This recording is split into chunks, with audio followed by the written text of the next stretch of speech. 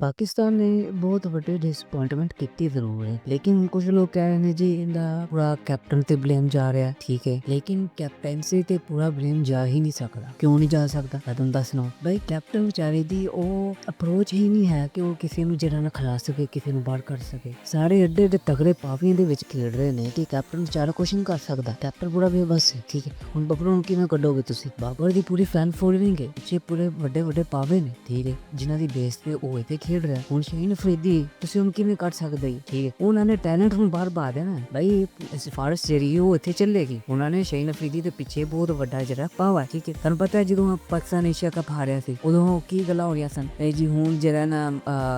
test ਹੋਣਗੇ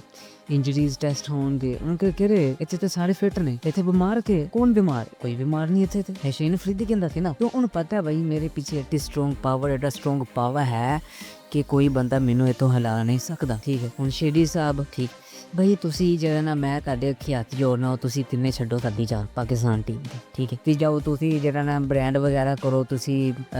ਉਹਨੂੰ ਕੀ ਕਹਿੰਦੇ ਨੇ ਜਾ ਕੇ ਕਮਰਸ਼ੀਅਲ ਵਗੈਰਾ ਕਰੋ ਹੈਗਾ ਪਾਕਿਸਤਾਨ ਦੀ ਛੱਡੋ ਜਾ ਠੀਕ ਹੈ ਤੁਹਾਡੀ ਕਾਫੀ ਫੈਨ ਫੋਲੋਇੰਗ ਹੈ ਜਾ ਕੇ ਲੀਗਸ ਵਗੈਰਾ ਖੇਡੋ PSL ਖੇਡੋ PSL ਨੂੰ ਵੱਡਾ ਕਰੋ ਯਾਰ 3 ਮਹੀਨਿਆਂ ਦਾ ਕਰੋ ਹੈਗਾ 3 ਮਹੀਨਿਆਂ ਨੂੰ ਖੜਾਓ ਵਿਚਾਰਿਆਂ ਨੂੰ ਖੁੱਲ ਕੇ ਹੈ ਬਈ ਜਿਹੜੇ ਕੋਈ ਟੈਲੈਂਟਡ ਨੇ ਉਹਨਾਂ ਨੂੰ ਉੱਥੇ ਅੱਗੇ ਆਉਣ ਦਿਓ ਕੋਈ ਪਰਫਾਰਮੈਂਸ ਆਪਣੇ ਡਿਲੀਵਰ ਕਰਨ ਠੀਕ ਹੈ ਜਿਹੜੇ ਆਪਣੇ ਬਲਬੋਤੇ ਰਹਿੰਦੇ ਹੁਣ ਈਸ਼ਨ ਕਿਸ਼ਨ ਨੇ ਕੱਲ ਮਾਰਿਆ ਕਿਉਂ ਕਿਸ ਬੇਸ ਤੇ ਮਾਰਿਆ ਇੰਡੀਆ ਦੇ ਵਿੱਚ ਇਹ ਨਹੀਂ ਚੱਲਦਾ ਕਿ ਕਿੰਨੀ ਸਟਰੋਂਗ ਪਾਵਰ ਹੈ ਉੱਥੇ ਤੇ ਹਲੇ ਤੱਕ ਸਚਿਨ ਟੈਂਡੂਲਕਰ ਦਾ ਮੁੰਡਾ ਨਹੀਂ ਖੇਡ ਸਕਿਆ ਠੀਕ ਹੈ ਉੱਥੇ ਚੱਲਦਾ ਜਿਹੜਾ ਬੰਦਾ ਫੋਮ 'ਚ ਉਹਨੂੰ ਫੜੋ ਉਹਨੂੰ ਫੜ ਕੇ ਲਿਆਓ ਜਲਦੀ ਕਰੋ ਬਈ ਉਹਨੂੰ ਟੀਮ ਦੇ ਵਿੱਚ ਲਿਆਓ ਜਿੰਨੀ ਦੇਰ ਉਹ ਫੋਮ ਦੇ ਵਿੱਚ ਹੈਗਾ ਉਹਨੂੰ ਜਲਦੀ ਐਗਜ਼ੀਕਿਊਟ ਕਰੋ ਉਹਨੂੰ ਯੂਟੀਲਾਈਜ਼ ਕਰੋ ਜਿਵੇਂ ਉਹ ਆਊਟ ਆਫ ਫੋਮ ਕਰੋ ਬਾਟ ਸਾਈਡ ਤੇ ਕਰੋ ਗੱਲ ਖਤਮ ਹੋ ਗਈ ਉਹਨਾਂ ਨੇ ਪੂਰਾ ਸਾਲ ਹਰਸ਼ਿਤ ਰਾਣਾ ਨੂੰ ਖਿਡਾਇਆ ਠੀਕ ਐਟ ਦੀ ਐਂਡ ਆਫ ਦਾ ਡੇ ਜਦੋਂ ਉਹਨਾਂ ਨੇ ਟੀਮ ਅਨਾਉਂਸ ਕਰਨੀ ਸੀ ਹਰਸ਼ਿਤ ਰਾਣਾ ਨੂੰ ਉਹਨਾਂ ਨੇ ਬਾਹਰ ਕੱਢਿਆ ਔਰ ਸਿਰਾਜ ਨੂੰ ਲੈ ਕੇ ਆਏ ਨੇ ਕਿਉਂ ਫੋਮ 'ਚ ਕਿਵੇਂ ਉਹਨਾਂ ਨੂੰ ਪਤਾ ਹੈ ਬਈ ਉਹ ਉੱਥੇ ਡੋਮੈਸਟਿਕ ਖੇਡ ਰਿਹਾ ਇੱਥੇ ਬੱਬਰ ਨੂੰ ਕਹਿ ਦੋ ਜੀ ਬਾਬਰ ਸਾਹਿਬ ਜਾ ਕੇ ਤੁਸੀਂ ਡੋਮੈਸਟਿਕ ਖੇਡ ਲਓ ਤੇ ਜਿਹੜਾ ਨਾ ਕੋਈ ਨਹੀਂ ਯਾਰ ਕੌਣ ਡੋਮੈਸਟਿਕ ਖੇਡਣ ਮੈਂ ਤੇ ਨਹੀਂ ਖੇਡਾਂਗਾ ਬਈ ਇਹ ਤੁਸੀਂ ਆ ਜਿਹੜਾ ਪਾਵਨ ਕੋ ਜਾ ਕੇ ਡੋਮੈਸਟਿਕ ਖੇਡਣ ਨਹੀਂ ਖੇਡਣਗੇ ਠੀਕ ਵਿੱਚ ਗਸੀਸ ਨਾ ਕਰਨਾ ਕੁਛ ਵੀ ਨਹੀਂ ਠੀਕ ਹੈ ਫਿਰ ਮੈਂ ਜਿਹੜਾ ਨਾ ਕੋਈ ਗਲਤ ਅਲਫਾਜ਼ ਨਹੀਂ ਕਹਾਂਗਾ ਨਾ ਕਰਨਾ ਇਹਨਾਂ ਨੇ ਕੁਛ ਵੀ ਨਹੀਂ ਤੇ ਇਹਨਾਂ ਡੋਮੈਸਟਿਕ ਨਹੀਂ ਖੇਡਣ ਇਹ ਬਹੁਤ ਤਗੜੇ ਪਾਵੇ ਨੇ ਅਸਲ ਜਿਹੜਾ ਮੈਚ ਹਾਰਨ ਦੀ ਵਜ੍ਹਾ ਉਹ ਸਭ ਤੋਂ ਪਹਿਲੇ ਤੇ ਉਹ ਡਾਕੂਮੈਂਟਰੀ ਸਾਹਿਬ ਦੇਖੋ ਨਾ ਯਾਰ ਹੁਣ ਕੀ ਕਿਸ ਬੰਦੇ ਨੇ ਇਸ ਕੁਛ ਕਹੀ ਠੀਕ ਹੈ ਚਲੋ ਯਾਰ ਕੋਈ ਬੰਦਾ ਕਿਸੇ ਮੈਚ ਫਲੋਪ ਵੀ ਹੋ ਜਾਂਦਾ ਠੀਕ ਹੈ ਕੋਈ ਮਸਲਾ ਨਹੀਂ ਲੇਕਿਨ ਜਿਹੜੇ ਪਾਵੇ ਕੀ ਕਿਸ